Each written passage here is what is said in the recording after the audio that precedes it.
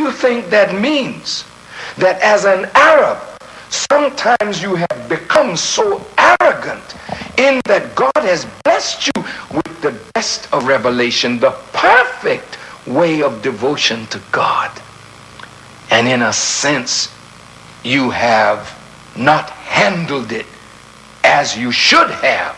So Bilal, an Ethiopian, has to go into paradise ahead of Muhammad. Nobody goes to paradise ahead of Muhammad. But it does mean that the black will lead the Arab back to the path of God that you have deviated from since 3 generations after the Holy Prophet. So please, my dear Arab brothers, don't come with this sanctimonious attitude that you are the true Muslims and we are not. If you are so true, then why didn't the Prophet see you with him 3 generations after him? You are not so true.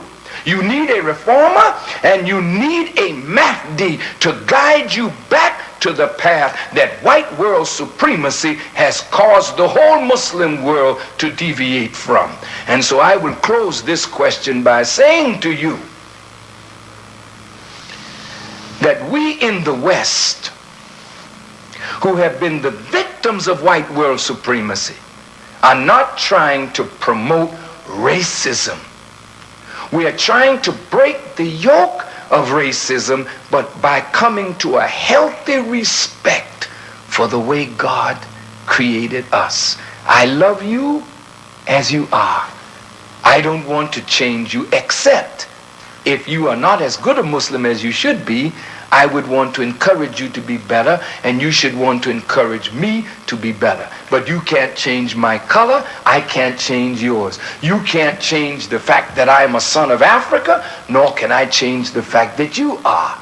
So let us accept what we cannot change, but have the wisdom to encourage people to change when their conduct is against the standard of God. Some people try to magnify the differences between blacks and Arabs, Africans and Arabs. Some people think that or accuse Arabs of being slave traders and things like that. People think that some spokespeople of the Nation of Islam did accuse Arabs of things like that. Brother Khalid Muhammad, when he talked about the Jews, he talked also in his famous speech in King College about the Arabs too. How would you justify that? You talked to the Time magazine last year about the Arabs as the bloodsuckers of the new bloodsuckers of African neighborhoods. I beg your pardon. You never heard anything like that from Louis Farrakhan in Time magazine or any other magazine. That's not my language. If there are Arabs who were involved in slavery, they have to answer for that.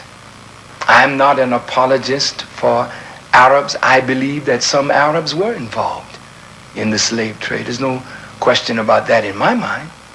But the problem in the West is that the Jews have put all the blame on the Arabs, as though Africans were not involved in the slave trade. Some of our own black brothers sold us. But also Jews were involved. Also Europeans were involved. That's the just balance. Now, when you go into Africa and you make a person a Muslim, sometimes unthinkingly, or maybe thinking, wittingly, knowingly, you think of yourself as superior. You think of the African as inferior. So when you bring him Islam and you bring him the language of Qur'an, which is Arabic, you make the mistake of trying to make him into you. And he who comes to Islam makes also the same mistake, because now he's becoming a follower of Arabs. He identifies with the Arab and no longer with himself. This is as bad on that side as it is for us